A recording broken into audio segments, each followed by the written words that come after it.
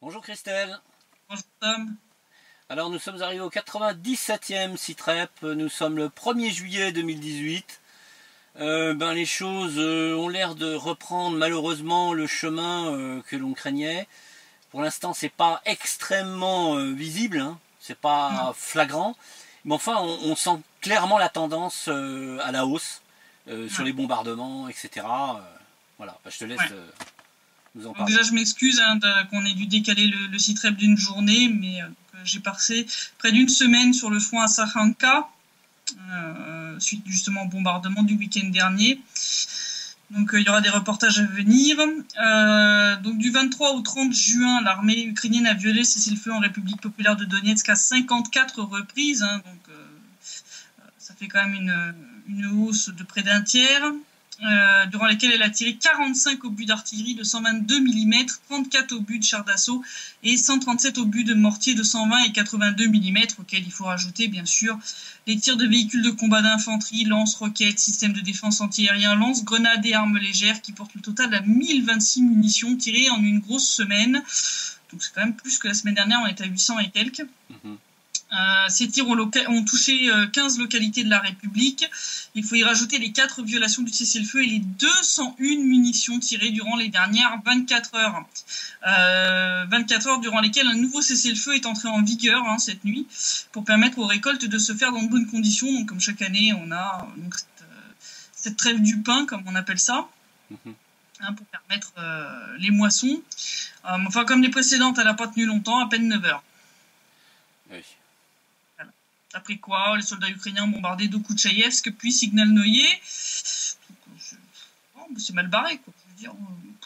Comme d'habitude, malheureusement. Non, moi j'étais à Sakhanka hier, ça a tiré jusqu'à plus de 23 heures, donc jusqu'avant l'entrée en vigueur du nouveau cessez-le-feu, ça continuait de tirer, quoi.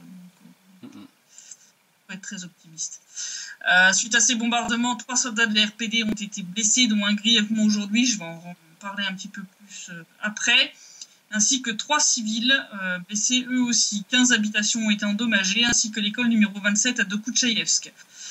Depuis le début de l'année, cela fait 86 morts et 187 blessés rien qu'en RPD, et depuis le début du conflit, les chiffres actuellement disponibles, et qui, je le rappelle, sont régulièrement revus à la hausse en fonction des nouvelles données reçus sur les morts et les blessés du début du conflit, sont de 4653 morts, dont 76 enfants, rien qu'en RPD.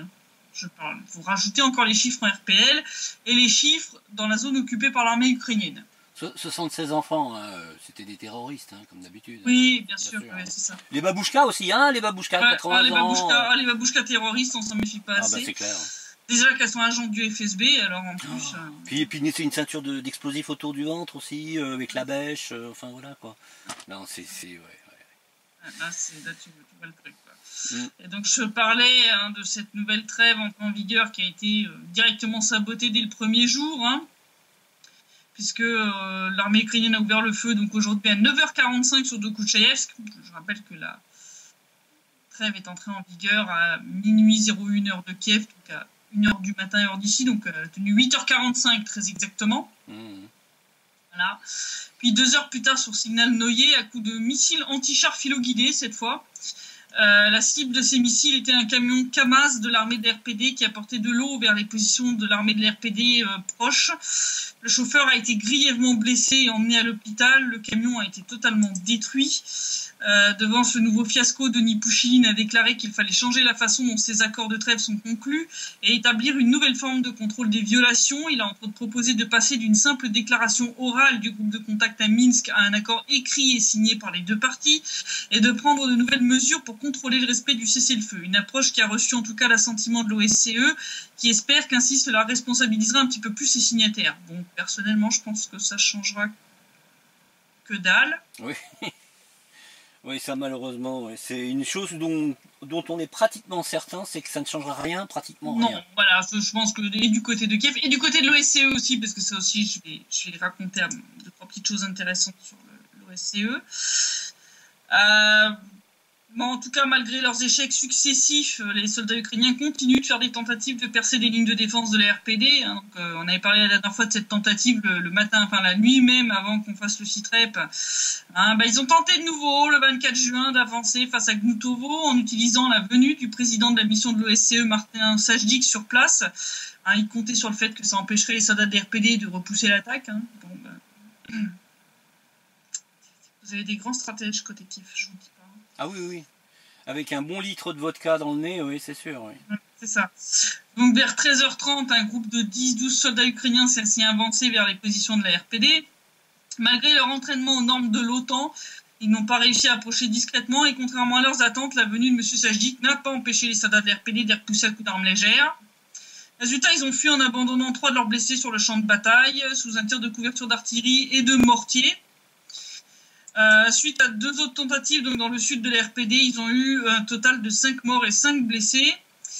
Les tirs de mortier ayant frappé leurs blessés abandonnés sur place, peut-être même délibérément pour empêcher leur capture, puisque les tirs frappant les blessés de la 36e brigade de marine ont été faits depuis les positions de secteur droit situées près de Chirokino. Oh, mais c'est une variante de Zabrodsky, où carrément là, c'est les néo-nazis qui finissent le bal, quoi. Oui, non, mais c'est pas la première fois de toute façon, donc rien d'étonnant. Voilà. Comme on peut le voir, l'armée ukrainienne donc essaie d'utiliser le calme relatif qu'il y avait sur la ligne de front pour avancer et grignoter encore plus la zone grise, et ce même si chaque tentative se solde par des pertes énormes côté ukrainien et un retrait ultérieur de leurs troupes comme à Gladosovo et Travnevoye ou Tchigari vers Gorlovka, car ces positions sont intenables vu la quantité de pertes infligées. Ah oui, la RPD a demandé à ce que l'OSCE condamne fermement ces tentatives et surtout celles faites en face de la localité de Petrovskoye dont on avait déjà parlé, qui est, je rappelle, l'une des 3 zones pilotes de désengagement des forces armées. Faute de quoi, si l'armée ukrainienne devait encore avancer dans la zone grise, l'armée de la RPD a promis une réponse brutale et sanglante sous la forme d'un bombardement de destruction des postes de commandement et des zones de déploiement des soldats et de l'équipement militaire ailleurs. Un avertissement qui a été prononcé par le porte-parole de l'armée de la RPD, qui vaut pour toutes les zones, y compris vers Mariupol, où l'armée ukrainienne aurait la mauvaise idée de tenter d'avancer. Donc il a dit, donc c'est Danil Bessonov qui a fait cette déclaration.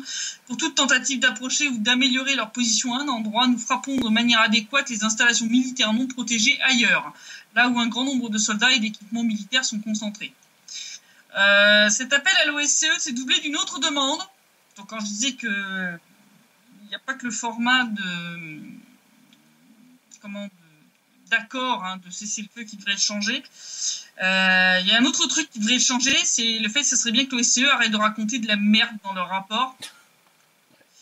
J'ai pas d'autre terme pour ça, parce que là, le 23 juin 2018, dans le rapport de la mission, l'OSCE a publié une information sur la présence d'un engin explosif sur le bord de la route à Petrovskoye, justement, à proximité duquel se trouvait un soldat de l'RPD prétendument sous.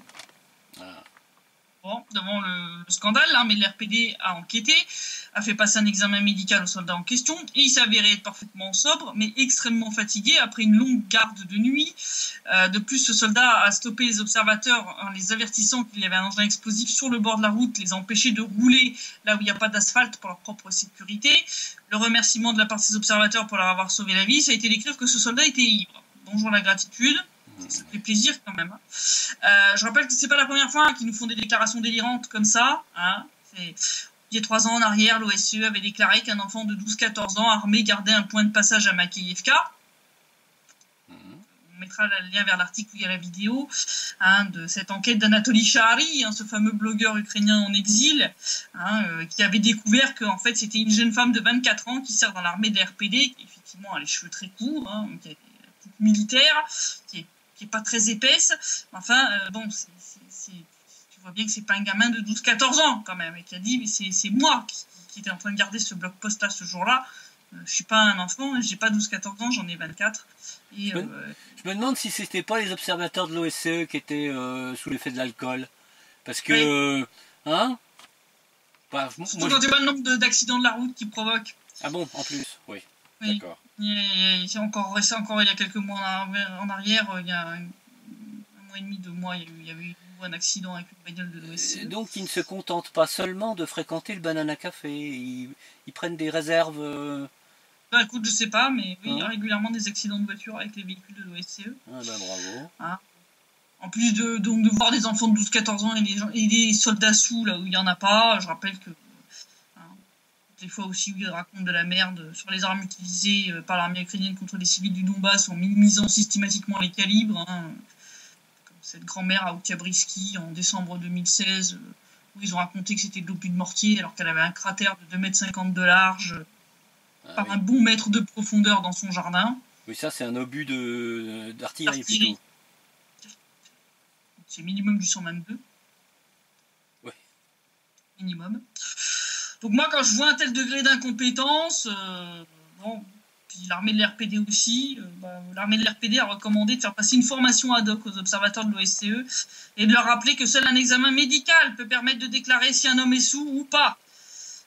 Donc il serait peut-être temps que l'OSCE revoie le niveau de compétence de ses observateurs si elle espère pouvoir enregistrer de manière adéquate les violations du cessez-le-feu et enrayer une escalade de la situation, parce que les mecs qui sont capables de me dire que le mec était souple et qui se plaignent qu'il les a pas laissés passer. Oui, en fait, on aurait dû vous laisser rouler sur la mine. C'était une mine anti-char, semble-t-il. Une mine MON transformée. Bon, on aurait dû les laisser passer à proximité et se faire sauter, quoi. Je veux dire, comme leurs collègues américains à Lugansk, je veux dire. Ça vous a pas servi de leçon. Je veux dire, si le mec vous empêche de passer, c'est pour votre sécurité, c'est pas pour vous faire chier. Il y a une raison. La moindre des choses, ça serait au moins d'être reconnaissant et d'éviter de balancer de la merde comme ça, quoi. Bref. Et en tout cas, ce qu'on peut voir, c'est que donc les autorités politiques et militaires ukrainiennes n'abandonnent pas leurs espoirs de vengeance, c'est-à-dire la récupération du Donbass par la force. Il semble qu'à cette fin, les autorités ukrainiennes ont eu des entretiens secrets avec les dirigeants de sociétés militaires privées et internationales, donc là, les sociétés mercenaires, comme Academy, donc société américaine, et ASBS Otago, qui elle était une société polonaise, donc des entretiens qui ont eu lieu en mai-juin de cette année, pour attirer environ un bon millier de mercenaires étrangers. Bon, pour leur service, les compagnies militaires privées ont exigé du gouvernement ukrainien environ 5 millions de dollars. Selon le plan des autorités de Kiev, il est envisagé, après s'être mis d'accord sur la question de l'introduction de casques bleus dans le Donbass, de mener une opération spéciale impliquant ces mercenaires étrangers pour percer les lignes de défense de l'RPD et de l'RPL vers Gorlovka ou des Baltsevo. C'est-à-dire, en fait, ils ont l'intention, à la veille de l'introduction des casques bleus, de redessiner la ligne de contact à l'aide de mercenaires et de la consolider ensuite avec le contingent de maintien de la paix. Donc ils essaient de nous refaire à l'envers ce qui s'est passé justement avec des Baltsevo qui avaient été reconquis par les RPD au moment de la conclusion des accords de Minsk II. Bon, les mecs, vous pouvez même faire venir 2000 mercenaires, ça changera rien. L'espoir fait vivre. Ouais. Alors, l'espoir fait vivre, mais en tout cas Poroshenko n'a pas l'air d'être prêt à parier ses billets dessus, puisqu'il a refusé de financer cette aventure et a transmis ce fardeau aux hommes d'affaires d'Odessa. Alors je mets hommes d'affaires entre guillemets, oui. Parce qu'en fait, cet, on va dire, impôt de guerre qui doit être relevé par les administrations ukrainiennes, elles ont été chargées de le recueillir auprès de toutes les organisations criminelles et les soi-disant hommes d'affaires de la région d'Odessa, dont le business, c'est plutôt la distribution de drogue, le proxénétisme, le trafic d'armes et autres activités commerciales illégales. Oui. Ah oui, sacrés hommes d'affaires. Sacrés hommes d'affaires. Donc à première vue, ça pourrait sembler être une humble intention, la lutte contre le trafic de drogue et autres criminels. Sauf qu'en fait, le but, en fait, c'est pas de lutter contre la criminalité, mais de la légaliser. C'est un peu comme en Europe où maintenant on inclut la prostitution et le trafic de drogue dans le PIB, tu vois. Oui. Là, c'est un peu le même genre de délire. Donc là, le but, c'est même d'augmenter le chiffre d'affaires de tous ces trafics illégaux en les couvrant. Les autorités ukrainiennes veulent couvrir ces activités tout en les taxant. Voilà. C'est-à-dire, ils veulent faire d'une pierre deux coups, en essayant à la fois d'obtenir les 5 millions réclamés par les sociétés de mercenaires, tout en affaiblissant la région d'Odessa qui s'oppose toujours à la politique nazie de Poroshenko en y faisant prospérer le crime. C'est quand même magnifique. Et ils veulent récupérer le Donbass. Ça donne envie. Ils sont en train de se mettre une balle dans le pied parce que là, ils affaiblissent rien dans le Donbass. Ils affaiblissent la base sur laquelle ils sont censés prospérer, pour récupérer le Donbass. Or, ils font le contraire. C'est exactement ce que fait Trump, d'ailleurs, avec sa guerre commerciale contre la Chine. Hein, c'est pareil. Hein, ouais, tout à fait. Et alors, pour tous ceux qui veulent la preuve que la junte de Kiev, c'est bien un régime fasciste, Sputnik a traduit donc en français l'interview d'un ancien soldat ukrainien qui a refusé d'être transformé en bourreau. Donc, je m'excuse, c'est assez long. J'ai déjà raccourci quand même pas mal par rapport au récit original. On mettra le lien vers l'interview complète. Donc, il s'agit de Sergueï Sanovski. Avant 2014, il servait au sein des forces spéciales de l'armée ukrainienne en qualité de chef de détachement de reconnaissance et instructeur tireur d'élite. Puis, lors du Maïdan, donc, il a quitté l'armée, il a participé au Maïdan. Il s'est fait taper dessus par les Berkoutes assez sérieusement. Il a fini avec la mâchoire pétée. Donc, il s'est retrouvé à l'hôpital. À la sortie de l'hôpital, il s'est engagé dans le bataillon Azov. Hein, je rappelle, bataillon néo-nazi. C'est pas son idéologie, mais bon, il est expérimenté. Et puis bon, tu sais que les gars d'Azov payent mieux que l'armée régulière, donc c'est clair que c'était beaucoup plus intéressant pour lui d'aller s'engager là-dedans que de rentrer de nouveau dans les forces armées ukrainiennes. Ouais, motivation financière, ouais. Bien sûr. Donc dans les rangs de Azov, il commande d'abord un groupe commando, puis occupe le poste de chef adjoint du camp de formation et d'entraînement du bataillon. Donc il a même dit que c'est lui qui avait établi le manuel d'entraînement. Enfin, en gros, c'est lui qui a créé ce camp de A à Z. En novembre 2014, il est mis en contact avec Andrei Lissogor, donc qui travaillait en tout cas. Ça se disait à l'époque, sous la protection de la direction du SBU et était capable de régler de nombreux problèmes. On le présente un peu à Sanovski comme étant quelqu'un à qui il faut avoir de bons contacts parce qu'il peut t'aider. Lissogor qui organisait également des séminaires et des stages pour les membres de l'opération antiterroriste, les combattants de la garde nationale et les forces armées ainsi que les agents du SBU. Là, c'est des cours un petit peu spéciaux parce qu'en plus de la formation au tir et du combat au couteau, il t'expliquait comment il fallait ligoter, torturer, étouffer des gens. Enfin, Ah oui. Formation CIA, quoi. Tu vois, oui. C'est un peu ça, comme Guantanamo, quoi. Hein, lors d'une rencontre avec Lissogor, Sanovski donc apprend que ce dernier est conseiller du chef du contre-espionnage du SBU, le fameux général Alexei Petrov, hein, que la RPD considère comme étant le commanditaire de l'assassinat de Motorola et de Givy, pour information. Donc, ça donne un peu le pédigré du bonhomme quand même. Hein. Donc en juin 2017, Lissogor invite Sanovski dans un café à Kiev, lui raconte que sur ordre direct de Petrov a été créé un réseau de groupes illégaux pour organiser des activités sur le territoire ukrainien. C'est même pas en RPD, en RPL, c'est sur le territoire ukrainien, y compris l'élimination de personnes en désaccord avec la ligne de politique actuelle.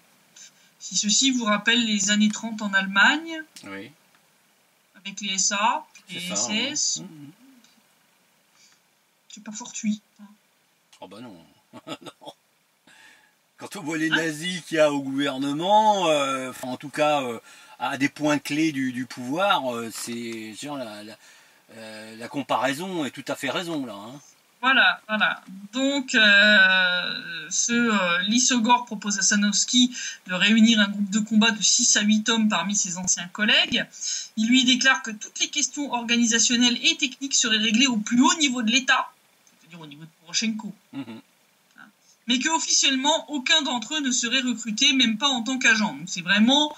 C'est de la mafia, c'est-à-dire Poroshenko a mis sur pied, avec ce Petrov, des groupes mafieux qui lui permettent d'éliminer tous ceux dont la gueule ne lui reviennent pas. C'est des SA, hein, c'est exactement le même principe. Hein. Donc Lissogor a également dévoilé que 2 décès retentissants en Ukraine étaient le résultat de l'activité de ces fameux groupes, dont celui de l'avocat, et qui est quand même l'un des idéologues d'Azov, hein, Yaroslav Babich, hein, qui soi-disant s'était pendu dans son appartement en juin 2015 et qui a en fait été assassiné. Donc le modus operandi, c'était que l'un des agents l'étranglait pendant que l'autre lui tordait les parties génitales pour que Babich ne puisse pas se protéger le cou, en fait, pour qu'il puisse pas... pour qu'il ait le réflexe de porter les mains à l'entrejambe. Voilà, c'est sympa comme pratique. Hein. Voilà, c'est la pratique habituelle de ces petits groupes. Un assassinat qui serait dû au conflit entre Babich et Roman Zvaric, qui est le chef de l'association Corps Civil et l'ex-ministre de la Justice. Dès le début, l'épouse de Babiš n'a pas cru au suicide, mais il lui a été rapidement expliqué que si elle ne se calmait pas, son défunt mari serait également couvert de honte après sa mort. Du genre, on trouverait chez lui de la pornographie pédophile. C'est bizarre parce que ce genre de pratique m'a l'air d'être très très très répandu en Occident. Ouais, non mais... Ça aussi, ça existe. Hein, Et bon, quand tu vois les fakes qui nous ont monté avec l'autre Babchenko qui avait soi-disant été assassiné et qui n'était pas plus mort que moi, ça te donne comme une bonne idée sur le degré de capacité de création de fausses preuves par les organes de maintien de l'ordre ukrainien, quand même. Ouais. Hein, ça donne une bonne idée. Donc d'après Sanovsky, ces groupes sont derrière les nombreuses attaques rapportées contre des politiciens, des journalistes et des activistes publics qui dénoncent le gouvernement ukrainien actuel.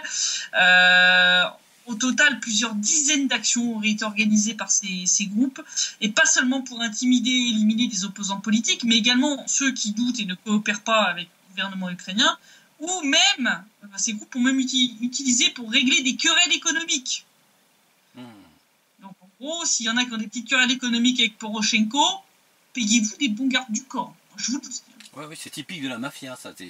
L'utilisation de ces... Ouais. Des gros bras.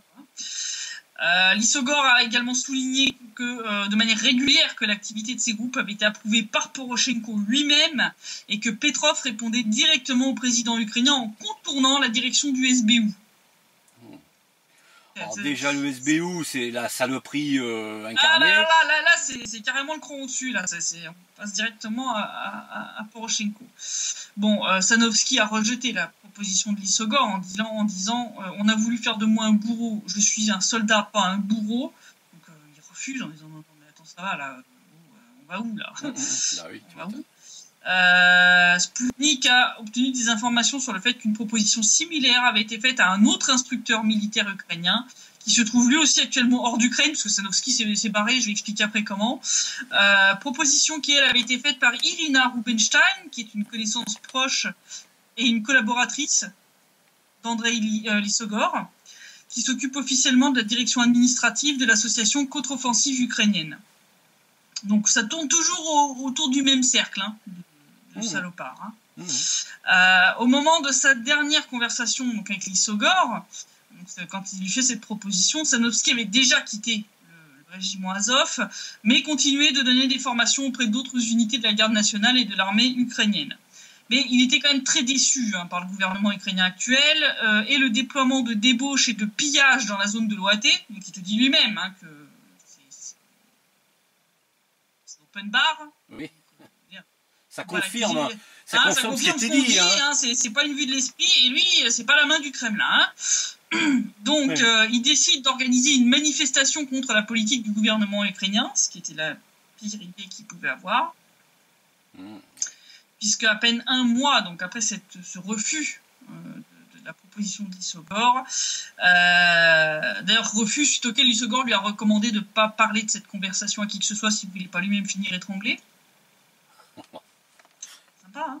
Donc un mois après, le 10 juillet 2017, des gens fracturent la porte de son appartement en criant SBU, mais aucun mandat, aucun document. Sanovsky n'a pas opposé de résistance, mais il était violemment battu. L'un des agents qui avait pénétré dans son appartement lui sautait sur le dos. Il a été conduit dans le bâtiment du SBU. Il a d'abord été interrogé par un enquêteur, puis des agents du contre-espionnage. Il a dit, je cite, on cherche à me faire avouer des choses absurdes, que je planifie un coup d'État. Ça te rappelle accusé Savchenko? Si ça me rappelle Savchenko, oui, c'est très net. Mais il n'y avait pas que lui, il y a aussi cet Ukrainien là qui a aussi été inquiété pour les mêmes raisons. Qui était le chargé des échanges de prisonniers. C'est ça, exactement. D'être le complice de Savchenko. Lui aussi, donc Sanovsky a été accusé de planifier l'assassinat du président et des ministres. Il a dit c'est absurde, mais ils exigeaient des aveux et ont tout enregistré par caméra. Surtout, ils exigeaient que j'accepte de coopérer. L'un des agents en question était Alexandre Poklad, qui avait été présenté précédemment à Sanovsky par Lissogor. C'est lui qui a commencé à le torturer, essentiellement par strangulation, Ensuite, ils lui ont enfilé sur la tête un masque à gaz pour envoyer du gaz poivre par le tuyau. On lui a envoyé également des décharges de taser. Ils lui ont tordu la colonne vertébrale. Après 12 heures de torture, il a accepté de tout signer puis a été relâché. Une mauvaise réputation du département de contre-espionnage et de Poklad lui-même est confirmée par le porte-parole du SBU. Par le porte-parole du SBU lui-même. Je veux dire, c'est pas un agent de Poutine, le mec. Hein. Stanislav Rechitsky, qui a dit lui-même qu'au lieu d'attraper de vrais terroristes, le département, dans l'esprit de l'ancienne direction de la lutte contre le crime organisé, kidnappe les gens pour les étrangler. Ils ont un agent, Alexandre Poklad, surnommé l'étrangleur, qui est connu pour ça. Donc, je veux dire, ce que Sanovsky raconte est confirmé par d'autres sources. Je veux dire, c'est pas une vue de l'esprit. En tout cas, ça confirme ce que tu disais dans tes précédents sitrep sur les abus, le SBU, les tortures et compagnie. Voilà, c'est tout. C'est une confirmation, point barre. Hein. Confirmation. Sanovsky a fait constater les lésions corporelles et lancé une plainte pour enlèvement et torture. Donc, au lieu de se laisser faire, il a décidé de contre-attaquer. Pendant que son avocat s'occupait du tribunal et du parquet, lui, il s'est mis au vert, a changé de numéro, s'est caché d'abord à Kiev avant de partir en Transnistrie puis en Moldavie. Mais un jour, voilà Tipak le Poklad, le fameux étrangleur, lui téléphone sur WhatsApp, lui dit qu'il sait où il est. Donc à l'époque, il était à Chisinau. Il lui a intimé l'ordre de venir à sa rencontre et de collaborer avec lui, sinon ça se passerait très mal. Il semble que l'enquête ouverte par le parquet était devenue une véritable menace pour eux. Ils voulaient que Sanovsky retire sa plainte. Résultat, il a attrapé sa femme et ils sont partis en Bulgarie, où il a reçu un message de son avocat lui disant qu'il devait partir d'urgence le plus loin possible, le mieux en Asie en attendant. Depuis, l'avocat ne répond plus au téléphone après des perquisitions menées chez lui et chez sa mère. Tu vois un peu l'ambiance, c'est sympa. Hein. Sergueï a décidé alors de se réfugier en Birmanie, reçoit un visa électronique, mais quitter la Bulgarie ne fut pas aussi simple. Il a été interpellé avec son épouse à l'aéroport pendant le contrôle des passeports. Un officier de police a expliqué qu'il faisait l'objet d'une demande d'Interpol. Oui, bizarre. Hein. Bizarre. Mais n'a répondu à aucune autre question. Sanovsky a alors tenté un coup de bluff en déclarant qu'il allait demander l'asile politique, et ça a marché. Par peur d'un scandale, les officiers bulgares les libèrent et les conduisent jusque dans l'avion et les laissent partir. Donc, ce que dit Sanovsky, c'est que manifestement, donc, ils les avaient arrêtés à cause d'une entente informelle avec le SBU. Ils étaient censés les retenir pour les transférer après en Ukraine. Hein. Donc, quand je dis qu'il y a des pays qui déportent des gens vers l'Ukraine, on voit que la Bulgarie en fait partie. Il dit que, d'ailleurs, Sanovsky a dit que des gens ont été transportés de Bulgarie en Ukraine dans des coffres. Sanovsky donc voulait demander l'asile politique en Birmanie, mais la mission de l'ONU dans ce pays lui a expliqué que la loi birmane ne prévoit pas une telle disposition. Et donc là, ils ont demandé l'asile politique en Suède et sont placés sous protection policière. Donc, tu vois, ouais, est-ce que ça va durer? Ça, c'est pas sûr. Hein. Ouais. D'ici que le gars en question soit obligé de se réfugier en Russie, il est encore pas loin. Hein. Je dis, ça devient quand même assez effrayant. Donc, quand je dis que le régime de Kiev, c'est une junte, et une junte fasciste, néo-nazie, oui. C'est pas une vue de l'esprit. Voilà ce que ces gens-là font. Ils mettent sur place des groupes qui torturent, qui kidnappent, qui torturent, qui exécutent des gens pour divergence d'opinion politique, pour contestation de la politique de Kiev. Et en plus, quand les mecs refusent de collaborer à ce système, eux-mêmes deviennent des cibles. Ouais. C'est extrajudiciaire, hein, évidemment. Ah, complètement. Là, c'est totalement illégal. En plus. Et alors, si vous voulez une autre preuve, on va reparler de la liberté de la presse en Ukraine, qui est plus que jamais une pierre d'achoppement entre l'Ukraine et ses patrons, puisque le fait que la junte de Kiev n'ait de démocratie que le nom devient de plus en plus visible. L'Occident n'arrive plus à cacher la merde sous le tapis.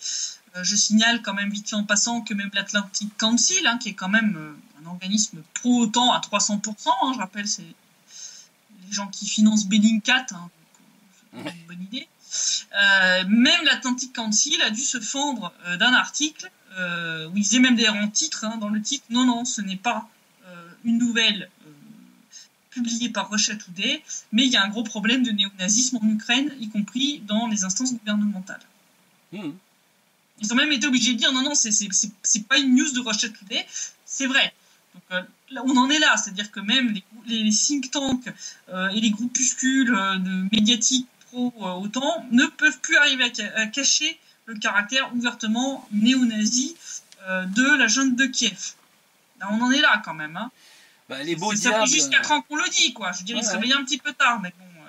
Bah, les beaux diables qui se comptaient manipuler Washington finissent par se retourner contre leur maître. Hein. C'est ça que ça veut dire. Hein. Donc ils essaient de s'en débarrasser. Ils voulaient de toute façon à terme s'en débarrasser d'une manière violente, sans doute.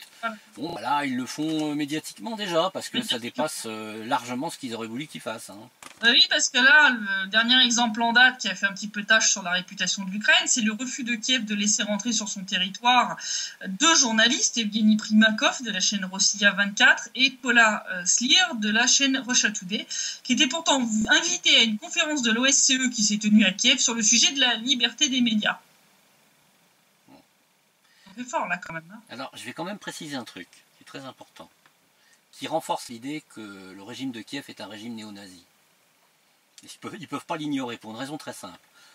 Paula Slier, c'est une Sud-Africaine, d'origine sud-africaine, qui a vu 119 membres de sa famille exterminés par les nazis, entre parenthèses, à Auschwitz. Et il y a eu d'ailleurs un documentaire de Russia Today, en anglais. Il l'avait suivi justement dans sa recherche d'informations sur tout ça. Ouais. Absolument. Donc ils ne pouvaient pas ignorer, ou à moins que ce soit des débiles profonds, hein, ils ne pouvaient pas ignorer qu'en opposant leur veto au passage ou à la venue de Paula Slier, ils s'opposaient à quelqu'un qui a quand même un passé très douloureux et des origines juives. Hein. Ouais, donc là, c'est intéressant de voir aussi cet aspect-là. Hein. Bien sûr. Alors, d'ailleurs, interrogé alors qu'il était lui-même sur place, secrétaire général de la Fédération européenne des journalistes, l'IFJ, Ricardo Gutiérrez a qualifié de scandaleuse l'interdiction donc venue sur le territoire ukrainien de journalistes de médias russes qui étaient invités à ce même événement. Il a dit, je cite, l'interpellation des 2 journalistes russes qui souhaitaient assister à cette conférence est proprement scandaleuse. L'Ukraine, comme tous les autres pays participants à l'OSCE, a signé des engagements qui visent à permettre aux journalistes de l'ensemble des pays participants à l'OSCE de découvrir les événements et les faits dans l'ensemble de la zone couverte. Il est évident à nos yeux que ces journalistes devaient pouvoir accéder à cette conférence. Il a d'ailleurs expliqué que l'IFG compte dénoncer ce qui s'est passé au Conseil de l'Europe pour la protection des journalistes. Et aborder la situation des journalistes dans le pays hôte de la conférence est impossible sans évoquer bien sûr le cas de Kirill Vyshinsky, je rappelle rédacteur en chef de l'agence RIA Novosti Ukraine, qui a été inculpé par Kiev de haute trahison. Interrogé à ce sujet par la journaliste de Sputnik, Ricardo Gutiérrez a pointé que sa détention était considérée comme abusive, faute d'éléments qui la justifient. Le fait que les autorités ukrainiennes aient délivré de nouvelles informations ne change pas la donne, car comme l'a souligné le secrétaire général de l'IFG, depuis le faux assassinat de Babchenko, on ne sait plus qui croire en Ukraine. Il a dit que le sentiment de défiance est quasi généralisé, ajoutant que l'affaire montée par le SBU avait porté un coup aussi bien à la crédibilité du journalisme dans son ensemble qu'à celle de l'Ukraine. Quand j'avais dit qu'ils allaient s'en mordre les doigts de cette histoire et que ils s'étaient tiré vraiment une rafale de Kalachnikov dans les 2 pieds, là, on le voit. Hein. Tu remontes très difficilement le courant après. Hein. Ah oui. Comme l'a dit donc Gutiérrez, maintenant quand les forces de sécurité ukrainiennes viennent avec des éléments prétendus neufs sur l'arrestation de Vyshinsky, on ne sait plus qui croire. Et l'IFJ n'est pas la seule à épingler l'Ukraine, puisque Human Rights Watch aussi n'a pas loupé Kiev après ce énième incident contre des journalistes. La représentante de l'Organisation des droits de l'homme, donc Human Rights Watch à Kiev, Tania Cooper, s'est exprimée sur le refus de Kiev de laisser entrer les journalistes. Selon elle, l'Ukraine n'avait aucune raison de ne pas laisser les journalistes faire leur travail.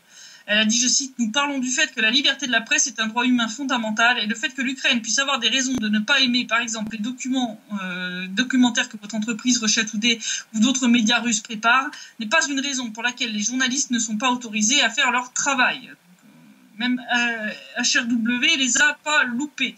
Donc ouais, là ça commence à devenir un peu difficile pour eux. Ils sont en train de chouigner. Enfin, c'est l'ancien ambassadeur américain à Kiev, Herbst, qui s'est fendu d'un délire sur le fait que la Russie n'arriverait pas à construire Nord Stream 2. Bon, ils sont en train de nous faire un remake de non, ils pourront pas construire le pont de Crimée. Oui, c'est ça, oui. Bon, sauf que malgré les sanctions, les travaux se poursuivent et que tous les pays concernés jusqu'ici ont donné leur feu vert pour la construction du pipeline dans leurs eaux territoriales. Bah, attends, ils sont pas stupides au point d'aller payer 2 fois plus cher un gaz de schiste GPL américain avec toutes les conséquences que ça a sur la dépendance du gaz. Et puis les contraintes en termes techniques, parce que par exemple, là, quand il y avait eu pendant l'hiver la vague de froid en Europe et que l'Europe a eu besoin brutalement et très très rapidement de beaucoup plus de gaz pour assurer le chauffage, etc., dans des conditions optimales, la Russie, avec ses gazoducs, a pu réagir en à peine 24 heures. Elle a pu fournir à la demande, voilà. Elle a pu fournir ce qui était demandé. Il aurait fallu 3 semaines. Il aurait fallu 3 semaines aux Américains pour fournir le gaz pour compenser. Donc voilà, la différence est absolument fondamentale. Voilà. Donc c'est clair que il semble que l'Allemagne, enfin en tout cas de ce qui se dit dans des bruits de couloir, l'Allemagne aurait obtenu l'assurance des États-Unis que le projet Nord Stream 2 ne serait pas impacté par les nouvelles sanctions américaines. Ouais, on va bien voir. J'attends de voir un peu ce que va donner la rencontre Trump-Poutine à la sortie, donc qui aura lieu le lendemain de la fin de la Coupe du Monde de football. Je pense que ça sera une rencontre importante. Il faut suivre ça. C'est intéressant d'ailleurs, tu vois, parce que le 15 au soir, tu as la finale de la Coupe du Monde de football, et le lendemain, il y a la réunion Trump-Vladimir Poutine en Finlande, hein. Donc c'est juste à côté. Donc bon, c'est intéressant de voir. Il y a quand même des trucs qui sont en train de se passer là.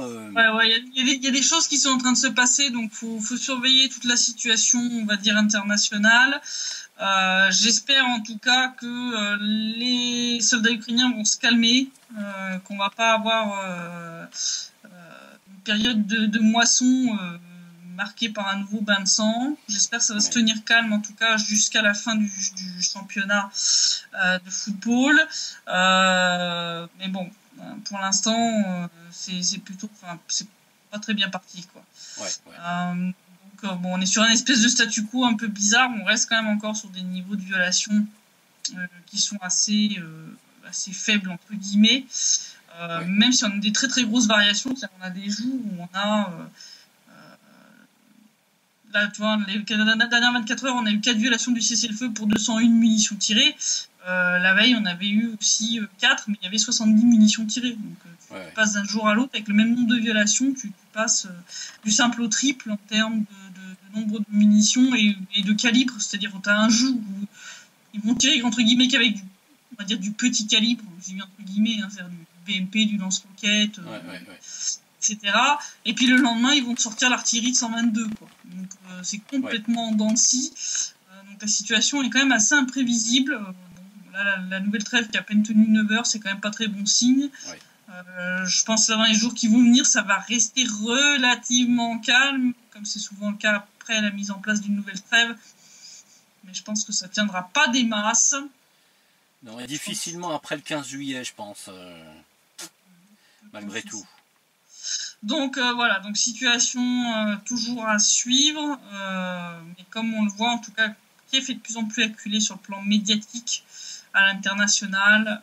La corruption, toutes les histoires de torture, hein, puisque je rappelle que Human Rights Watch, Amnesty ont sorti, et même l'ONU, hein, des rapports extrêmement cinglants, hein, contre l'Ukraine.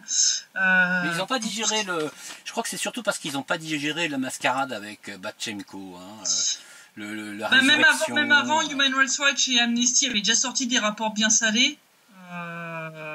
Mais là, je pense que le coup Babchenko, ça s'est resté en travers de la gorge de beaucoup de monde, je pense. C'est clair que là, je pense qu'ils vont beaucoup moins les louper parce que ça leur reste ici, quoi. C'est ça. Il y a de quoi, hein, soit dit en passant. Hein, oh, c'est clair. Bah, ils sont tous précipités. Il faut dire que quelque part ils se sont piégés eux-mêmes. Ils se sont tous précipités immédiatement après pour dire oui, il a réussi. Et puis l'autre, il était vivant. Alors, si tu veux, ça, voilà. Et le mec qu'ils ont arrêté, qui soi-disant était un agent de Poutine, c'était un ancien d'un bataillon néo-nazi. Un lampiste, quoi. Ça n'a rien à voir avec la Russie. Donc voilà. Donc situation à suivre. J'espère en tout cas que on va se maintenir sur des niveaux pas trop élevés de bombardement, de destruction et de victimes. Et j'espère qu'on va arriver quand même à trouver une solution pour débloquer cette situation, parce qu'il y a quand même beaucoup de lassitude chez les gens. Oui, j'imagine. Ça fait plus de 4 ans que la guerre dure, les gens ont envie que ça se termine. Donc on va voir ce qui va sortir de cette réunion entre Trump et Poutine, parce que bon, la dernière réunion format Normandie, ça a accouché d'une souris, quoi.